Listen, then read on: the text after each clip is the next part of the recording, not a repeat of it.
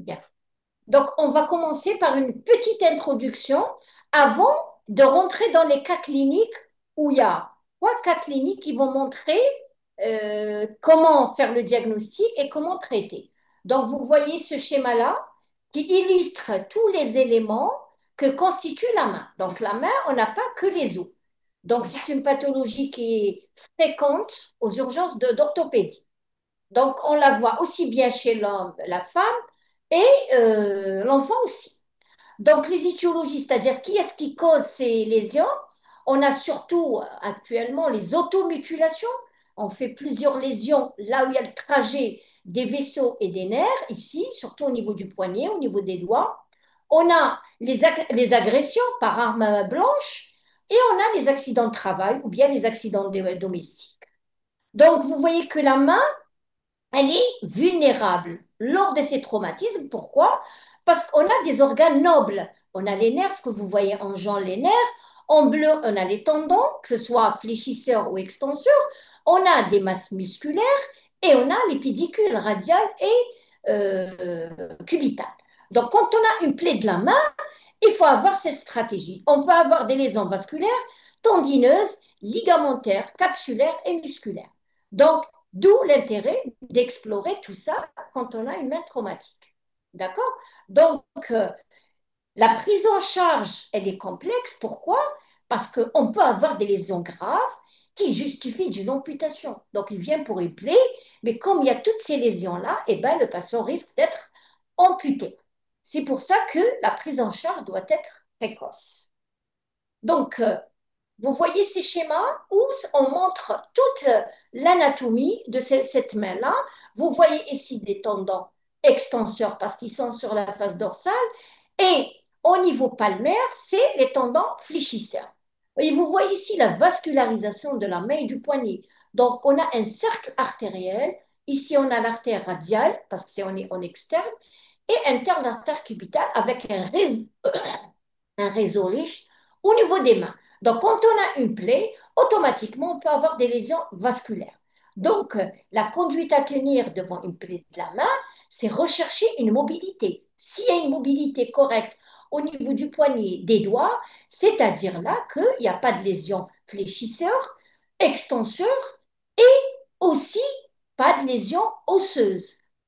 Et aussi, on va rechercher la sensibilité parce qu'on a dit que la main, elle est parsemée d'arborisations nerveuses qui peuvent être lésées. Donc, toujours demander au patient de la sensation. Est-ce qu'il a une bonne sensibilité ou pas?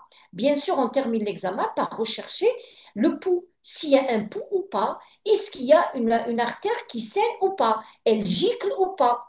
Donc là, il y a un vaisseau qui saigne, il faut faire l'hémostase et aussi rechercher s'il y a des lésions osseuses. Donc, une plaie de la main, ça peut entraîner des fractures osseuses, une lésion nerveuse, artérielle et tendineuse. Et ce schéma-là, comment faire le test d'un tendon avec une plaie? Donc, on demande au patient de fléchir la troisième phalange sur la deuxième pour tester le fléchisseur profond. Parce qu'au niveau de la main, on a des fléchisseurs profonds et superficiels. Et ce schéma-là montre la tête de lésion du fléchisseur superficiel. Donc, au niveau dorsal et palmaire, on a des zones. Là où il y a la plaie, on dit la plaie, elle est au niveau de la zone 1, zone 2, zone 3, zone 4, zone 5. Pourquoi?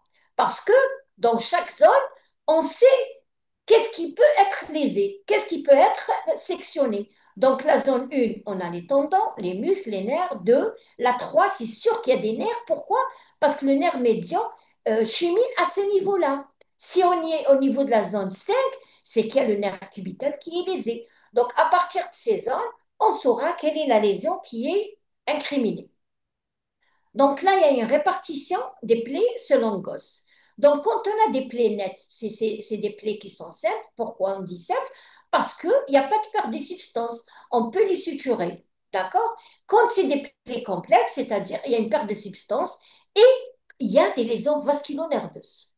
Quand on a des plaies contuses, c'est-à-dire une plaie par contusion, c'est des écrasements.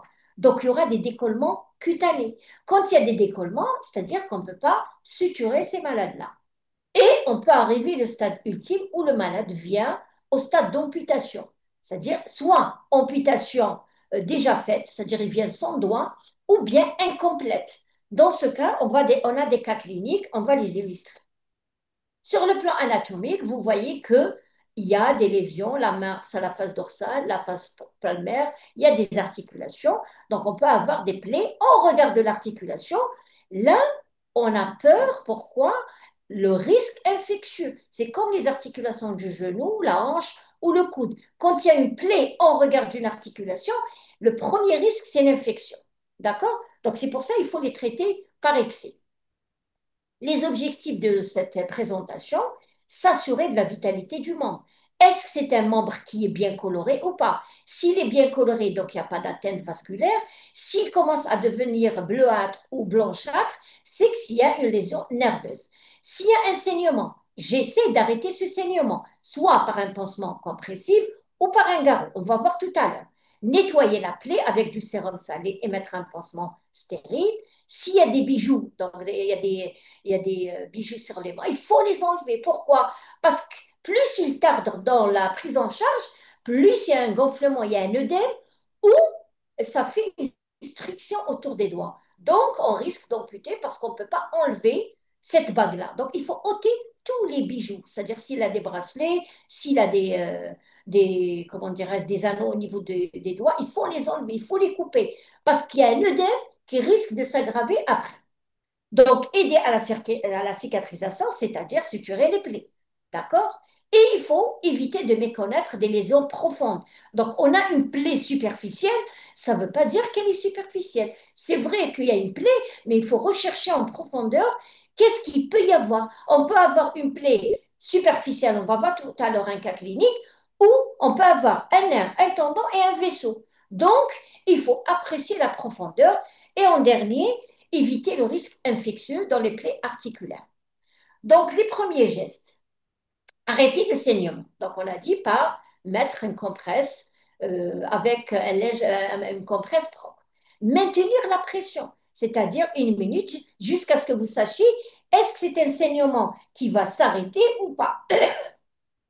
Si ça, il ne s'arrête pas, eh ben, vous mettez un garrot. S'il s'arrête, mettre le membre surélevé pour diminuer le retour veineux.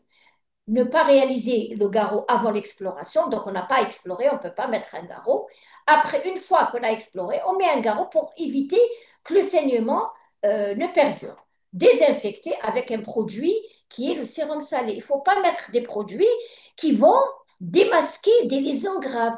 Vous mettez la bétadine, ça va noircir le muscle ou bien les tendons. Donc, dans ce cas-là, on ne sait pas s'il est vivant ou pas. Donc, appliquer du sérum salé ou bien de l'eau, si on n'a pas, on est dans une structure. Donc, il faut retirer les bijoux, donc les bagues, parce que ça peut constituer une zone de striction. Donc, il y a un gonflement et après, on ne pourra pas l'ôter. Comment rechercher les signes de gravité? Donc, une plaie qui dit grave, c'est un saignement abondant qui ne cesse pas malgré les compresses, ça ne saigne pas. La profondeur, elle expose tous les éléments, c'est-à-dire si on a une plaie où tout est exposé, on voit les tendons, on voit les nerfs, on voit l'os qui est fracturé. Donc, c'est des signes de gravité. Si un patient qui vous décrive un engourdissement ou bien une perte de la mobilité ou bien des fourmillements sur les bords cubitalo-radiales ou médians, vous lui demandez est-ce qu'il y a une bonne association ou bien il y a des décharges électriques. Donc, si vous mentionnez ça, c'est-à-dire qu'il y a des lésions nerveuses à explorer. Et les signes d'infection, c'est-à-dire si on a une rougeur latérale, si on a une chaleur, c'est-à-dire c'est un patient, ou bien un écoulement purulent, c'est-à-dire déjà elle est infectée. Donc, il vient à 8 heures du matin, vous le faites à 10 heures, le pansement automatiquement. Vous allez trouver un sang qui n'est pas rouge, qui est un petit peu brunâtre. Donc, il y a l'infection qui commence à apparaître et ne pas oublier le statut vaccinal. Demander le patient avec quoi il a fait cette plaie. Le verre, le bois, un objet tranchant, c'est pas la même chose. Il faut statuer le statut vaccinal et apprécier la cyanose. Donc, une plaie avec un doigt ou une main qui est bien colorée, c'est pas comme une plaie avec une cyanose. Qui dit cyanose dit lésion vasculaire. Donc, on commence le premier cas clinique. On va le faire, je ne sais pas si on peut faire en interactive. parce qu'eux, ils doivent participer. D'accord? Donc là, non, c'est eux, ils posent des questions. Ils doivent interacter, oui. C'est-à-dire, je vois leurs réponses, je dois voir leurs réponses. Le chat. On va le faire ensemble, hein? Allez, voilà, très bien. Voilà, voilà, très bien. Donc là, vous avez un patient de 24 ans, maçon de profession, qui a fait une chute d'une hauteur de 2 mètres, de 2 étages, avec réception sur la main, qui est ramené aux urgences pour un saignement de la main sur une plaie du pli du poignet. Donc, vous voyez ici une plaie où on a tout est extériorisé. On a des tendons qui sont voyants. Il y a une perte de l'extension de doigts. Donc, c'est un patient qui présente une perte de l'extension. Il ne peut pas étendre ses doigts. La tension, elle est normale. Il est conscient. Pour vous, qu'est-ce que vous choisissez comme possibilité? Quels sont les premiers gestes à faire? Est-ce qu'on fait rien, abstention et attendre le réanimateur? Soin de la plaie, suture avec pansement, prendre les constantes vitales et examen clinique, pansement et attendre le chirurgien orthopédiste, ou bien mettre le patient sous antibiotiques à large spectre et vaccin antitétanique. Donc, il y a Harbouch qui a mis la proposition C, oui, il faut prendre, c'est un accident chez une chute de 2 mètres. Donc, prendre les constantes vitales et examen clinique, oui. La D, pansement et attendre. Je ne vais pas attendre, je vais prendre les constantes vitales, voilà, et examen clinique, et après, je, je fais le pansement et j'attends l'orthopédiste. Donc, c'est bien le C et le D. Pourquoi? Si je suis spécialiste de la chirurgie orthopédique, donc c'est moi qui va faire le travail. Parce que là, il y a tous les tendons dehors. D'accord? Il y a des nerfs, donc il faut explorer. L'exploration, ça va être par le chirurgien orthopédiste. Donc, c'est bien. C'est la C et la D. On poursuit. Ça passe pas.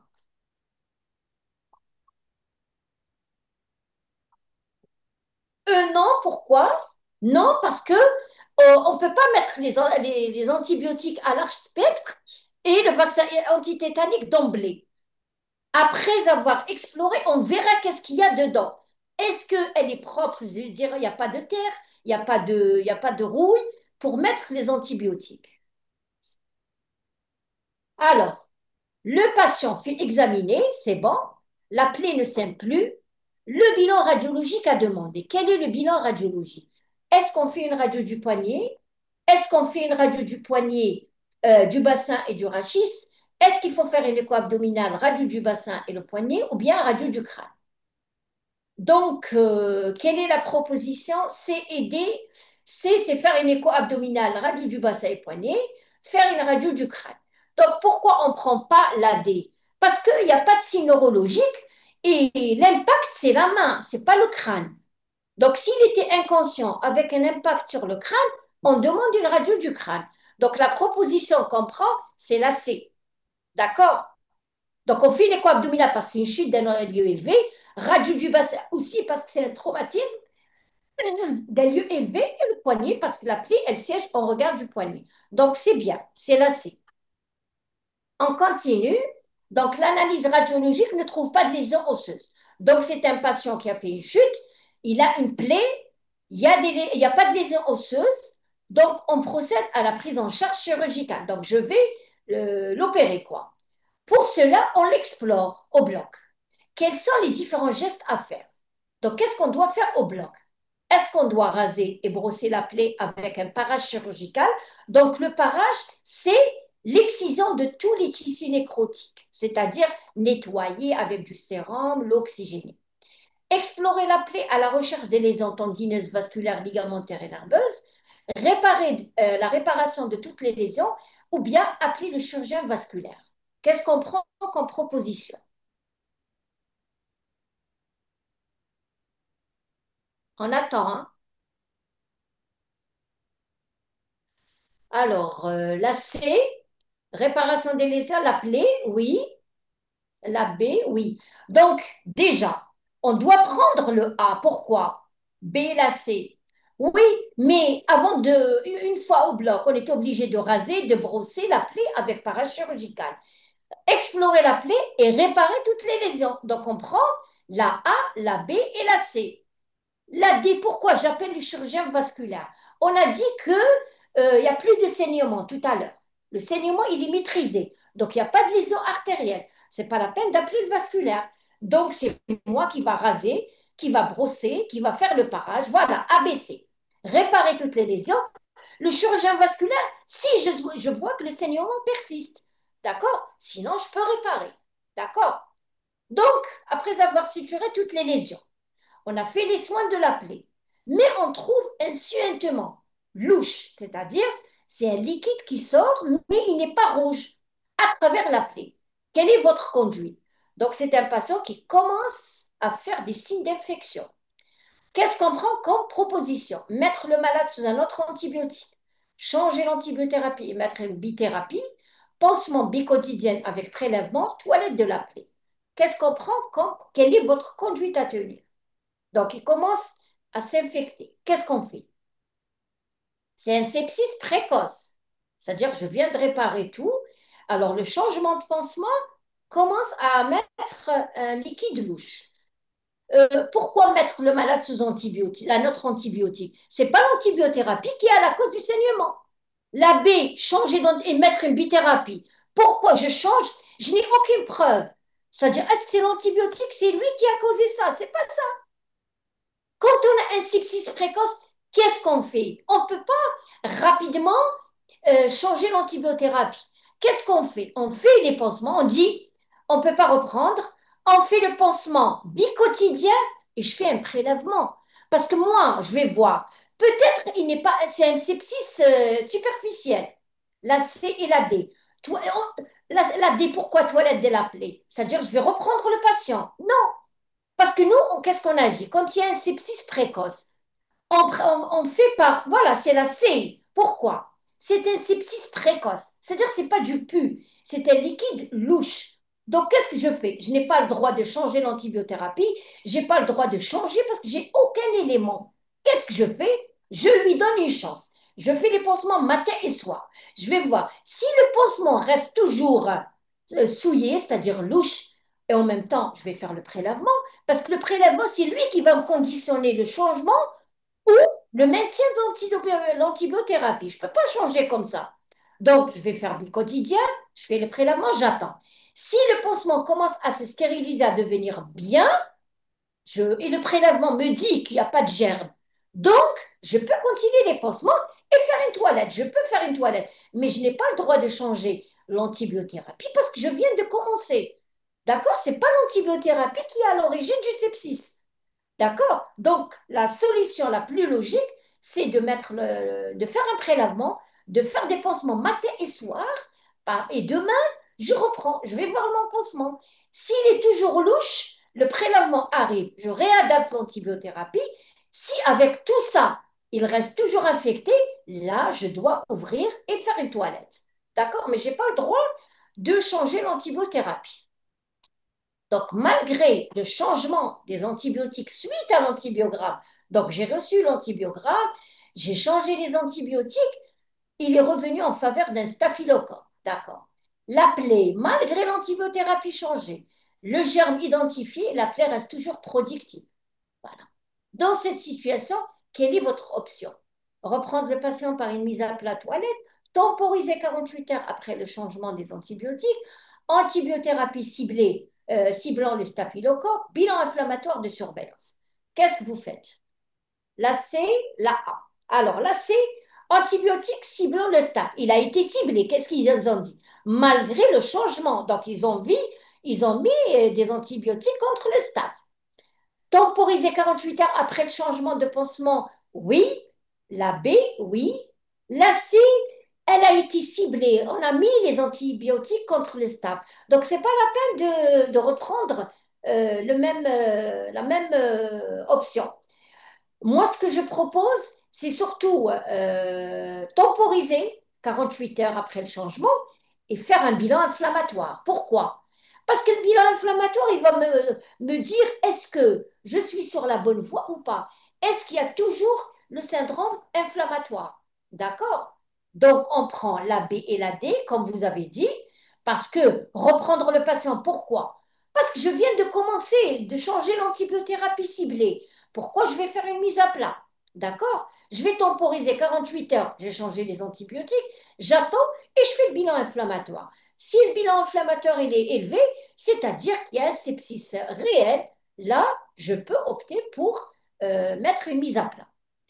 Après 15 jours d'évolution, la plaie est propre, ablation des fils faite, mais on retrouve toujours la CRP élevée, c'est-à-dire que le patient évolue bien sur le plan local, c'est-à-dire la plaie elle est propre, mais la CRP élevée. Qu'est-ce qu'on fait? On continue l'antibiothérapie, autoriser la rééducation, chercher les facteurs influençant ce syndrome inflammatoire, éviter le tabagisme. Chercher les facteurs influençant ce syndrome inflammatoire, c'est pas parce que quand on a tous les éléments positifs, c'est-à-dire que la plaie elle est bien, qu'est-ce qu'on fait? Le bilan inflammatoire reste toujours élevé. Donc qu'est-ce qu'on fait? On maintient les antibiotiques jusqu'à normalisation. Oui, c'est la A. Continuer l'antibiothérapie. Pourquoi? Parce que nous, on arrête l'antibiothérapie dès que le bilan inflammatoire est négatif. C'est-à-dire, je peux continuer l'antibiothérapie jusqu'à normalisation de la CRP. Je ne peux pas autoriser la rééducation parce que ça fait 15 jours. Comme il a un déficit d'extension, c'est-à-dire il y a un tendon qui est lésé. Donc, on continue l'antibiothérapie, c'est la A. La C, chercher les facteurs qui influencent. On peut ne pas chercher parce que je sais, le foyer, c'est infectieux. La persistance du syndrome inflammatoire, c'est-à-dire que, comment dirais-je, il a déjà fait un sepsis, d'accord?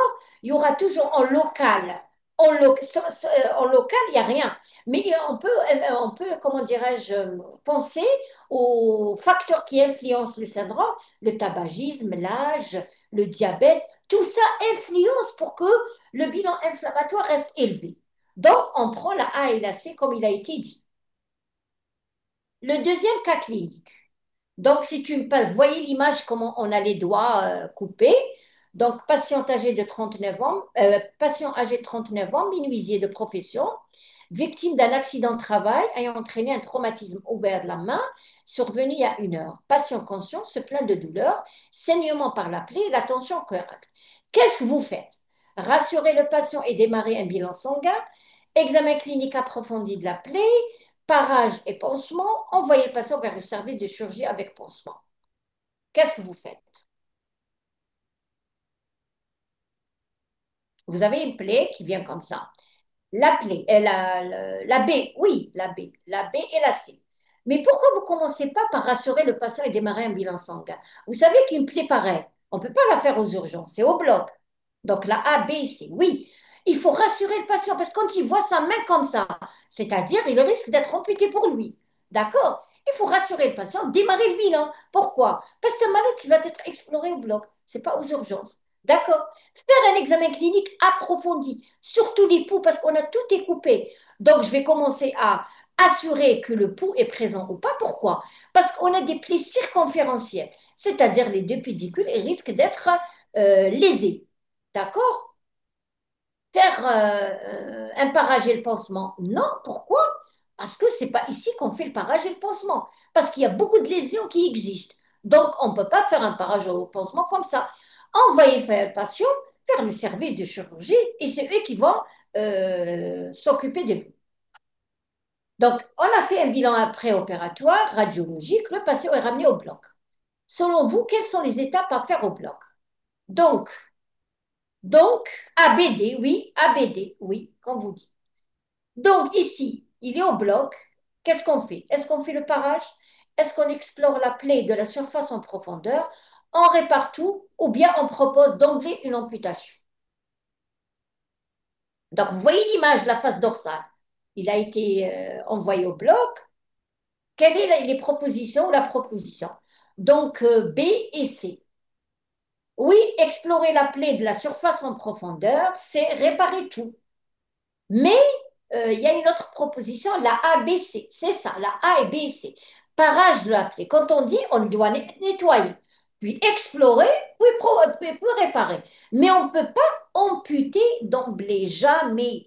Quand vous recevez une plaie, même qu'elle tient à un bout de peau, il faut la suturer. Pourquoi? Parce qu'on n'a pas le droit d'amputer d'emblée. Il faut que le patient voit son doigt noircir, c'est-à-dire que le pédicule, il est parti, il est lésé. C'est lui qui va demander l'amputation parce qu'il voit son doigt bleu. Mais on ne peut pas amputer d'emblée, même si elle tient un bout de peau. Il faut suturer, donner toujours la chance. D'accord? Donc, à J1 post-opératoire, le premier jour post-opératoire, l'évolution s'est faite vers l'apparition du coloration blanchâtre. Vous voyez les doigts qui sont blanchâtres. Qu'est-ce que ça veut dire? Sur quels critères vous suspectez ça? Le non-saignement, la nature de la coloration, la déformation des doigts ou le pansement souillé. Donc, les doigts sont devenus blanchâtres. Pourquoi? Les doigts, ils sont décolorés.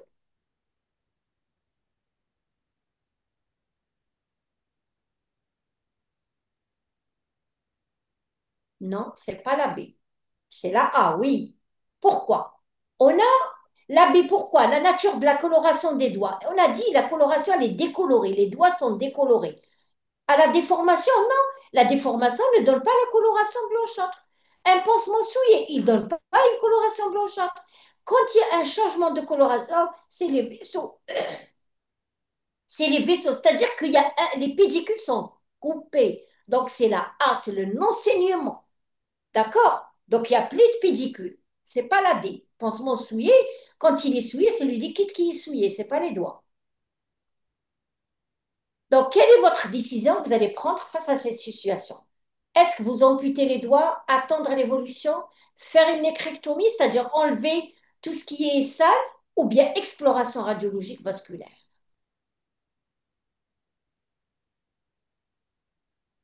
B et D, on ne peut pas, c'est la D. On ne peut pas attendre. Quand c'est blanchâtre, c'est-à-dire les vaisseaux ne sont pas bien.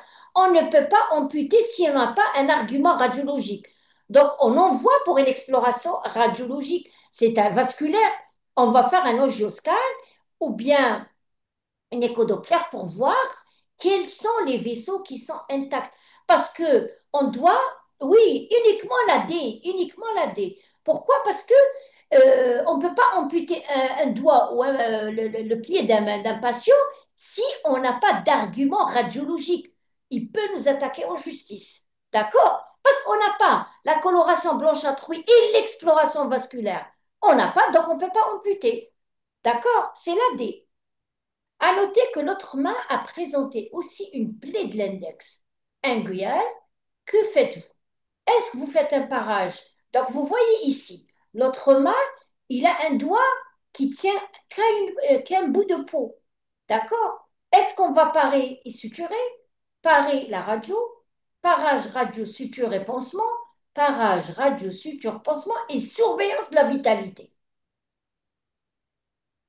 Qu'est-ce qu'on fait?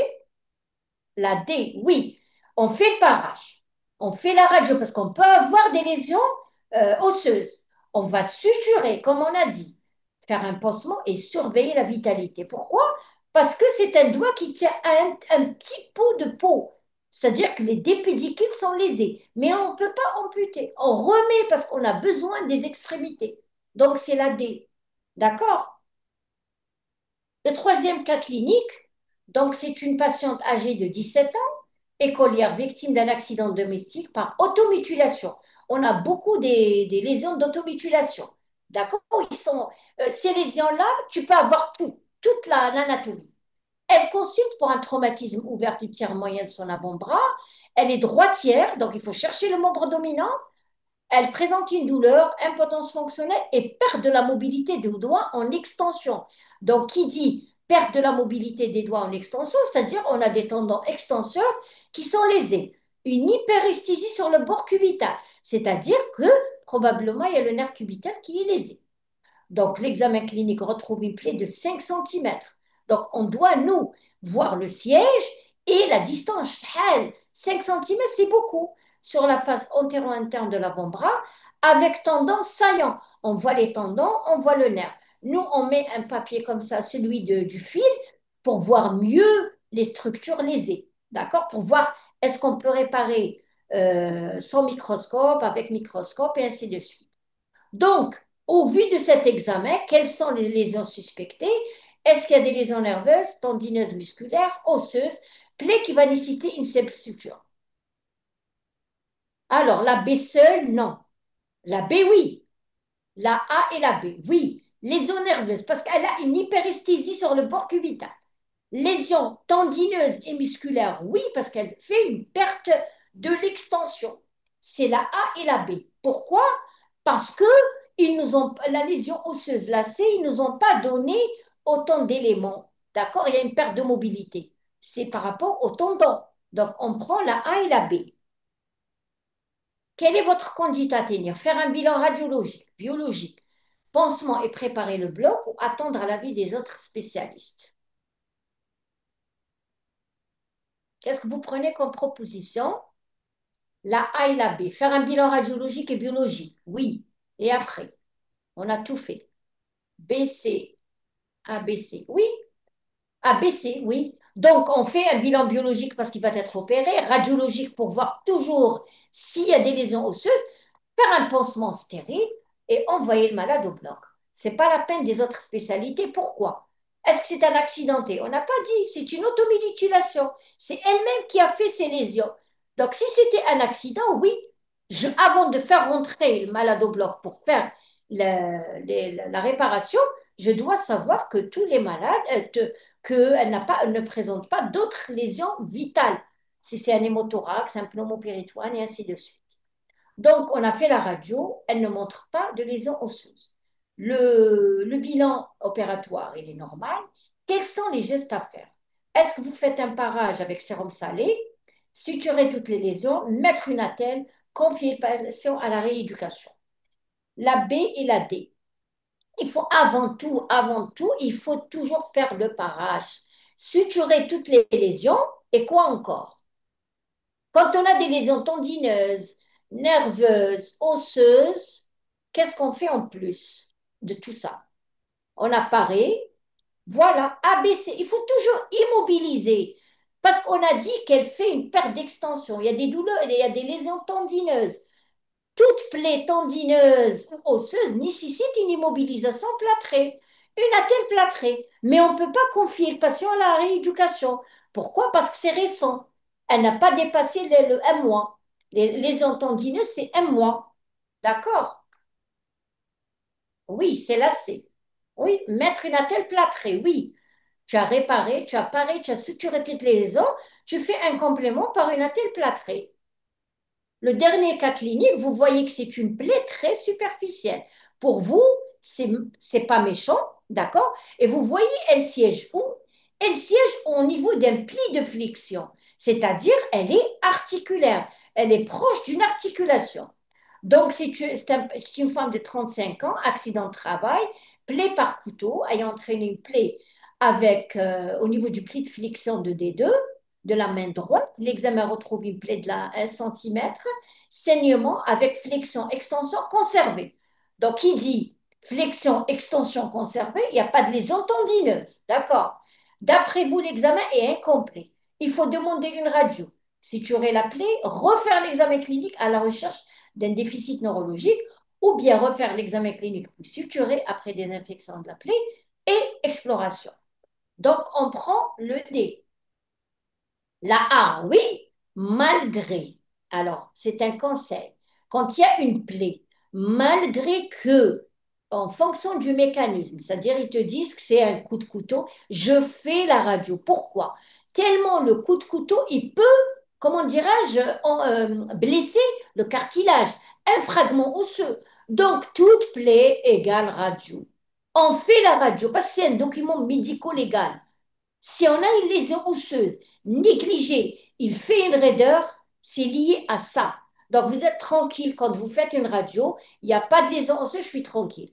Suturer la plaie, je n'ai pas encore exploré. Donc il faut refaire l'examen clinique Parce qu'on n'a pas, dans l'énoncé, il n'y a pas ils nous ont pas dit qu'il n'y a pas la sensibilité, elle est conservée. Donc, je suis obligée. Donc, on a vu que l'extension et la flexion, elle est conservée. La plaie, elle est articulaire, elle est en regard d'une articulation, risque d'infection. Donc, on peut léser la cavité articulaire, on peut ouvrir le cartilage. Donc, il faut refaire l'examen clinique, puis suturer après désinfection et exploration. ACD, alors, oui, ACD. Il faut rechercher le déficit neurologique. Je demande à la patiente si elle ressent sur les deux extrémités, si la sensibilité est conservée. Comme ça, je suis tranquille. Parce que c'est vrai que la radio, je l'ai faite, il n'y a pas de lésion osseuse. Ils me disent qu'elle peut faire la flexion-extension, c'est OK, mais la lésion nerveuse, je dois compléter mon examen clinique. Il est incomplet. Donc, pour vous, quand il y a une plaie, je cherche la mobilité pour voir l'extension et la flexion. Je cherche la sensibilité sur les bords. Je cherche par une radio une lésion osseuse. D'accord? Alors, on a terminé les cas cliniques. Je vais vous donner seulement la conduite à tenir devant toute plaie. Donc, avant tout, quand vous recevez une plaie, il faut la désinfecter, mettre un pansement stérile, d'accord? S'il n'y a pas, comment dirais-je, un saignement important. Bien sûr, il a mal, il faut mettre des antalgiques. Il faut s'assurer de la vaccination, le parage, les berges cutanées, lavage articulaire, excision de toutes les portes d'entrée qui sont de vitalité douteuse, explorer, réparer, suturer et immobiliser. Une fois le délai est obtenu, c'est-à-dire un mois, on peut envoyer le malade à la rééducation. Donc, j'ai mis ce schéma pour vous montrer quand une plaie superficielle comme ça, quand on a un tendon où on peut le voir, c'est-à-dire quand on le voit, on peut le suturer avec cette aiguille de la seringue, on peut rentrer dans la lumière du tendon parce que le tendon extenseur ou fléchisseur, كيفاش يقولوا يهرب يطلع حتى tu vois. Donc, quand il y a des lésions tendineuses, la plaie, elle est là, mais le tendon, il se retracte, il monte jusqu'ici.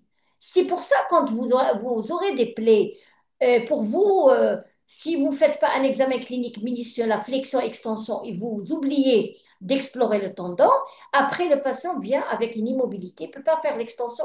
Pourquoi? Parce que la lésion, elle a été négligée, il est là. Nous, quand on va le reprendre, on ne peut pas ramener le tendon après un mois ou 2 mois. Il se retracte. Donc, on est obligé de faire des greffes. C'est pour ça ce qu'on exige de vous, de faire un examen clinique minutieux qui va comporter quoi? Rechercher, d'accord? Rechercher s'il y a une lésion. Je demande au patient de faire l'extension complète des doigts, la flexion, sensibilité et l'os. Je demande une radio, ça ne me coûte rien. Si j'ai tous ces éléments négatifs, je peux suturer ma plaie, bien sûr, après toilette. Maintenant, si il y a des lésions nerveuses, c'est le chirurgien orthopédiste, confie le malade. Faites un pansement stérile, mettre une compresse et envoyez le malade. Si vous suspectez des lésions tendineuses aussi, envoyez, ne suturez pas. Parce qu'après, si vous avez des lésions négligées, on les voit souvent, on leur fait l'écho, ils nous disent le tendon, il est au niveau du tiers supérieur de l'avant-bras. Alors que après, pour suturer, on ne peut pas le ramener, il se retracte. Au lieu d'avoir 10 centimètres, on a une perte de 5 centimètres. Donc on est obligé de greffer, de prendre un greffon au niveau d'un autre tendon, le petit palmaire, pour le remettre. Et c'est une chirurgie qui est difficile à faire après, alors qu'une lésion qui peut être traitée initialement avec rigueur. Alors là, quand il y a des lésions vasculaires, si vous avez une plaie où le saignement il est important, vous faites votre carreau, vous voyez qu'est-ce qui saigne. Est-ce que si tu as un réseau artériel, une artère radiale, cubitale, d'accord, quand vous n'avez pas les moyens, vous pouvez mettre un tensiomètre, vous gonflez, vous dégonflez, vous gonflez pour voir le saignement, il est où, si vous pouvez le faire vous-même en clampant ou en suturant, et dégonfler pour voir si c'est un réseau artériel, c'est-à-dire l'artère radiale ou cubitale et tout, eh bien, vous mettez votre carreau, vous mettez l'heure et vous envoyez le malade en chirurgie vasculaire ou en traumato pour voir s'ils peuvent réparer tout ça en même temps. Donc, j'ai terminé. Si vous avez des questions sur les cas cliniques, ou bien en général, d'accord, comment, qu'est-ce qu'il faut faire? Est-ce que vous avez reçu des patients où vous avez trouvé, comment dirais-je, des difficultés? Est-ce que vous avez vu des lésions négligées? Je suis là à vous répondre. De rien. Il y a des questions à poser? Alors, pouvez-vous nous parler sur l'antibiothérapie utilisée? Alors, nous, d'emblée, en traumatologie, comme on a, c'est la main, c'est le staphylocoque, le strepto, on met d'emblée sous antibiothérapie, une bithérapie qui cible le staph. D'accord? Après, on verra si on doit changer en fonction de l'évolution de la plaie. Si je vois que la plaie suturée, elle évolue bien, les pansements sont propres, donc, je continue ma bithérapie. Si je vois que le malade est taré, il est tabagique, diabétique, il faut augmenter, on peut aller jusqu'à la bithérapie, la trithérapie. D'accord?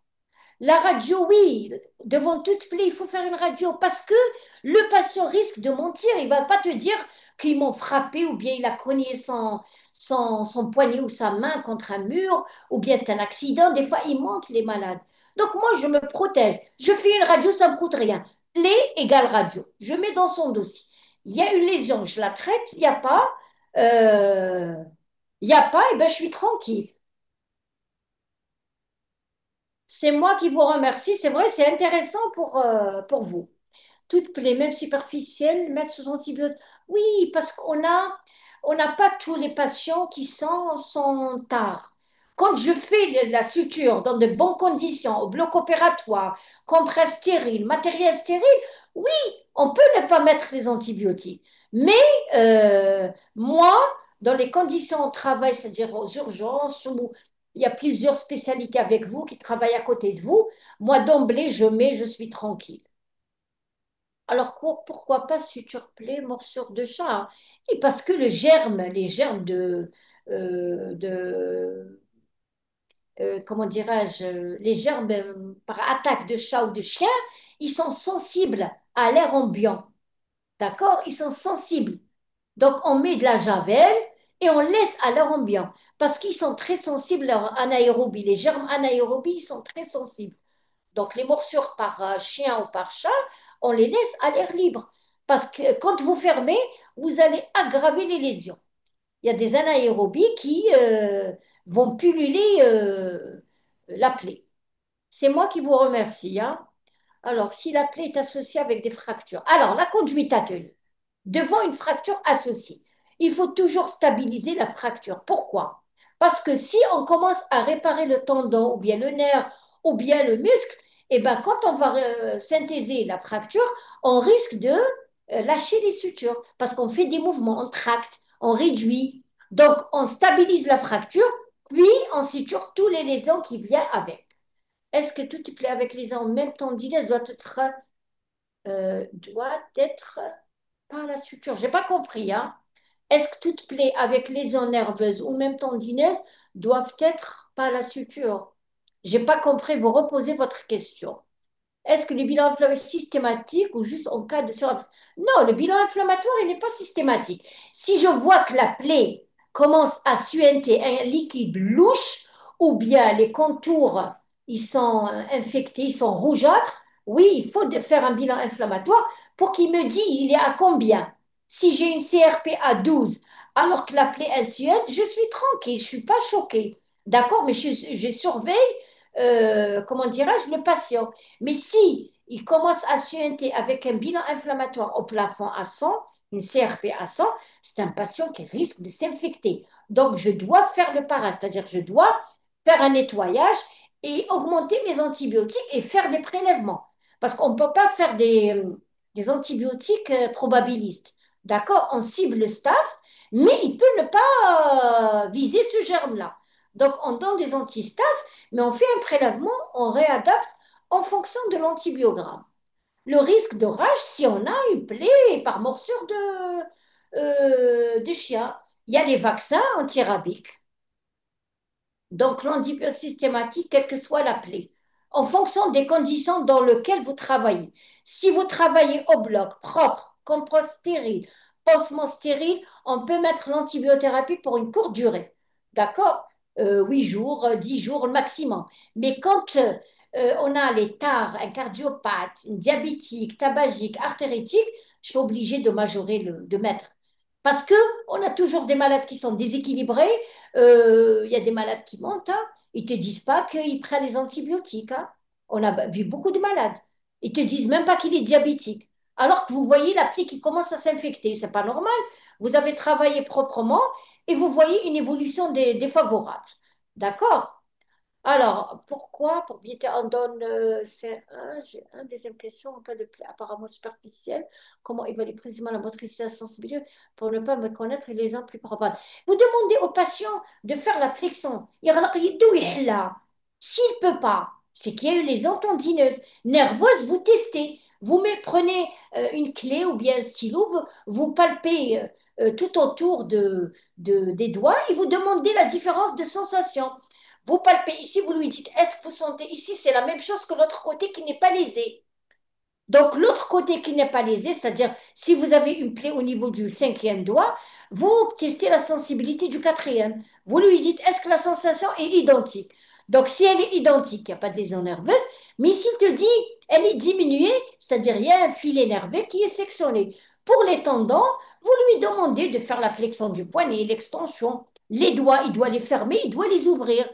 D'accord? C'est vrai qu'il a mal, mais vous lui dites, parce que là, vous testez s'il a des lésions tendineuses, vous allez le faire sous anesthésie locale ou générale. Parce que si il n'y a pas de lésion tendineuse, on peut faire la suture sous locale. D'accord? Mais si elle est profonde, c'est le bloc. Merci à vous. Est-ce qu'il y a d'autres questions?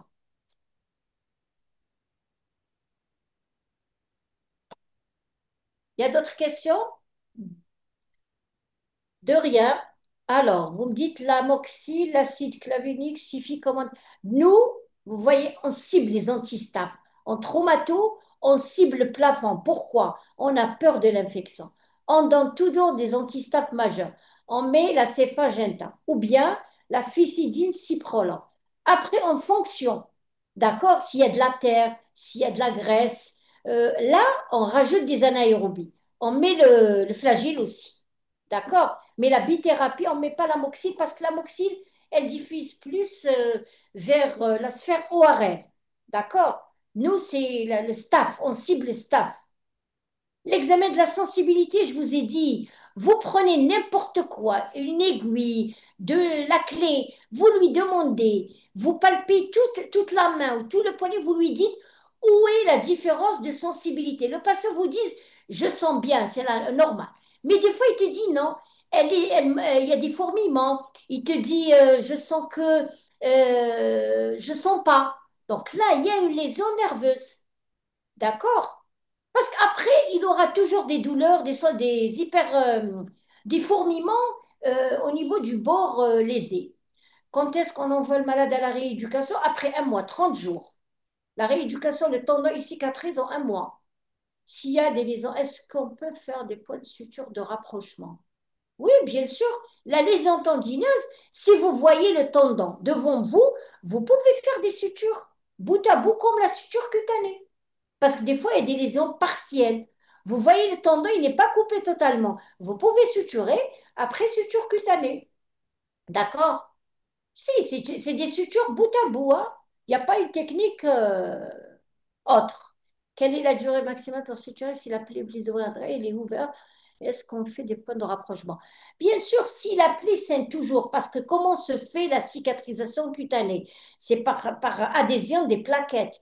Donc, si vous voyez que la plaie date d'hier, elle n'a pas été suturée, vous pouvez faire des petites, comment dirais-je, régulariser le pourtour de la plaie pour le faire saigner. Et après, vous suturez votre plaie. Des points de rapprochement normal même si elle date de 4 jours. Vous essayez de faire des incisions tout autour de la plaie d'accord, pour la faire saigner et la suturer. Le délai entre la plaie et la suture. Il n'y a pas de délai, il faut suturer une plaie parce que sinon, les tendons, quand ils seront à nu, ils vont se nécroser, ils vont s'infecter. Il faut couvrir tout, couvrir l'os, couvrir le tendon. D'accord? Même si elle date d'une semaine, j'essaie de régulariser le pourtour. D'accord? Avec une lame, j'essaie de frotter, de couper un tout petit peu le pourtour et essayer de suturer. D'accord? Au moins, rapprochez un peu. Parce que plus vous rapprochez, plus vous diminuez la durée de cicatrisation. Si vous laissez, ça peut prendre la cicatrisation dirigée, ça peut prendre un mois, 2 mois, comme toujours, comme rien, pendant laquelle on ne suture pas. On peut suturer toujours. On n'a jamais vu des plaies qui datent de plus d'une semaine. Merci à vous. La différence entre une lésion vasculaire et tendineuse. Alors, la différence entre une lésion vasculaire et tendineuse, c'est la différence, elle est vague. La lésion tendineuse, il ne peut pas faire de mouvement. Vous lui demandez de faire l'extension, la flexion, il ne peut pas. La lésion vasculaire, c'est le pouls. Vous palpez le pouls, il n'y a pas de pouls. Primo. Secondo, la coloration commence à être différente par rapport aux autres doigts. Ça commence à devenir bleuâtre, cyanosé. Et après, il peut aller jusqu'à la couleur blanchâtre, comme tout à l'heure. Un doigt, il ne peut pas être blanc. D'accord? C'est-à-dire là, la vascularisation n'est pas bien. C'est pour ça qu'on a dit qu'il faut faire une exploration vasculaire pour décider de l'évolution. Est-ce qu'on ouvrir une plaie hémorragique, on change pansement, remettre même le pansement Oui, bien sûr, quand il y a un saignement, quand il y a un saignement important, le malade risque de mourir, risque d'être, comment dirais-je, exsangue. Vous allez évacuer le malade. On ne peut pas évacuer un malade alors qu'il saigne. Vous pouvez faire un garrot, vous mettez un garrot, un tensiomètre, mais vous mettez l'heure de la mise. C'est-à-dire, si j'évacue à 10 heures, je mets le garrot à 10 heures, je mets un sparadrap, je mets garrot mis à 10 heures. L'infirmier, il doit l'enlever dans 1h30. C'est la durée minimale. Après, il peut le dégonfler, il le regonfle en arrivant à l'hôpital. D'accord? Mais il ne peut pas laisser un garrot au-delà d'1h30. D'accord? Comme ça, vous avez évité que le malade se vide de son sang et qu'il décède parce qu'il y a une plaie ou il y a une artère qui gicle. D'accord? Si vous voyez l'artère, vous pouvez mettre une pince, clamper une artère. Mais vous dites à l'infirmière qui l'évacue, ou bien le médecin, vous lui dites, vous dites l'heure de la mise du clan. D'accord? Parce que le clan ou bien le garrot, on peut le mettre 1 heure, 1h30. Et aussi, l'avantage, quand on a l'artère radiale qui est sectionnée, on a la suppléance, on a l'artère cubitale, c'est-à-dire le membre reste toujours vivant. On a l'artère interosseuse. Mais si la plaie, elle est au niveau du coude, non. C'est-à-dire qu'on n'a rien dessous. Si l'artère humérale, elle est lésée, c'est une urgence, il faut évacuer. Mettez un garrot. Mettez un tensiomètre. Si vous n'avez pas un garrot, mettez un tensiomètre gonflé. Ou sinon, il faut mentionner l'heure. Parce on va dégonfler comment dirais-je, le garrot. Et après, si le trajet il est lent, appelez les médecins, appelez pour qu'ils se préparent. Peut-être ils ont une urgence en même temps. On n'a pas ce réflexe-là d'appeler avant d'évacuer. Vous dites, voilà, j'ai une plaie qui saigne, le malade, je lui ai fait ça et ça, j'ai mis le tensiomètre ou le garrot à telle heure, probablement il va arriver dans une demi-heure.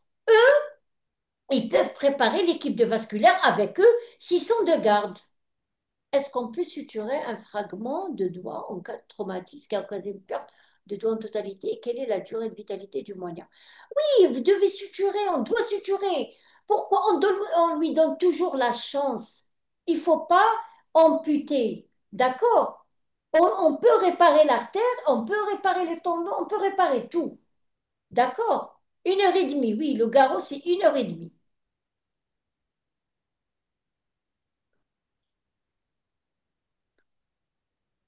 Compris. On n'a pas leur numéro. Eh ben, le numéro les hôpitaux, il faut demander au directeur de garde. C'est à lui, il doit avoir tous les coordonnées de tous les EPH ou bien les CHU. Il faut demander au directeur de garde, appeler. On n'a pas ce réflexe-là. D'accord? Quel que soit le traumatisme. D'accord? Un fémur qui fait un état de choc, ou vous n'avez pas le matériel, ou vous êtes seul, appelez, vous dites, on le conditionne, on prépare le bloc. Peut-être on a un malade au bloc, on va le faire sortir pour vous. Non, au moins on prépare une autre équipe. Qu'il y a un accidenté qui vient, une plaie qui saigne. On a eu, parce que des fois il y a des réparations artérielles qui durent jusqu'à 8 heures de temps, parce qu'on doit faire des greffes, des pontages. D'accord? On a eu des cas comme ça. Une artère humérale, en sortant à minuit, elle vient de Bouira, en sortant, elle est revenue. On sortait d'un fémur, eh ben, elle est sauvée. Pourquoi? Parce que elle est venue immédiatement, sinon ça, elle sera amputée. Elle sera amputée. De rien. De rien. C'est moi qui vous remercie. La durée de vitalité du tendon. Le tendon, il est toujours viable, hein. C'est pas comme le doigt. Seulement quand il est sectionné et négligé, c'est difficile de le réparer. Pour le suturer, on peut le suturer à tout moment. À tout moment. Pour le sérum, quelle est la durée maximale? Est-ce que c'est vrai? Pas de ça dit après 6 heures. C'est un sérum, c'est pas un vaccin. D'accord? C'est un sérum, c'est pas un vaccin. Donc, il n'y a aucun souci.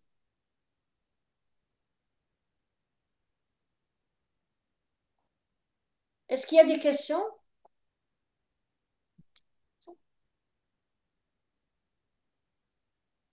Il n'y a pas de questions. S'il n'y a pas de questions, on peut de rien. C'est moi qui vous remercie. La prochaine fois, on aura aussi un autre thème aussi. Ça englobe toujours dans les urgences, quoi. Donc, à votre niveau, vous pouvez prendre en charge certaines plaies. Dans le polytraumatisé, c'est la même chose. Il y a une hiérarchie. D'accord? Un être humain, il y a une hiérarchie des lésions. Le vital prime sur la fonction. D'accord? Donc, si j'ai une plaie et si j'ai un trauma crânien qui va mourir, une plaie du foie, un fémur, il y a une hiérarchie. Je commence par l'abdomen parce qu'il va mourir. Le trauma crânien, le fémur, on le fait en même temps. On travaille en collaboration avec tous les spécialistes. D'accord? On ne va pas suturer une plaie et laisser un abdomen qui va mourir.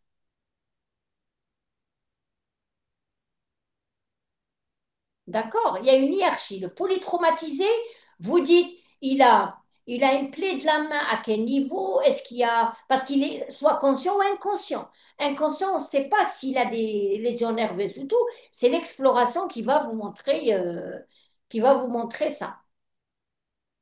D'accord?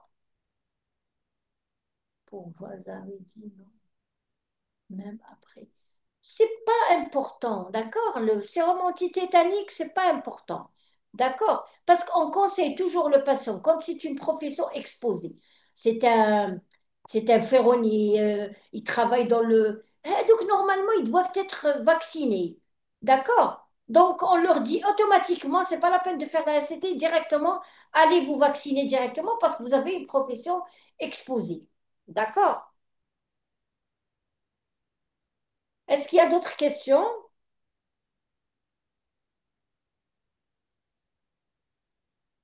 Il n'y a pas? On peut se séparer? À la prochaine, on peut dire à la prochaine.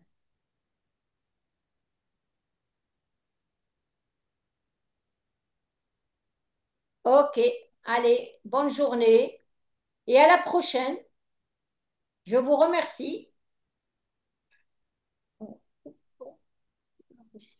Ah ben, vous voyez, avec Madame Gougen du ministère de la Santé, hein. À la prochaine, Inch'Allah. Allez, au revoir.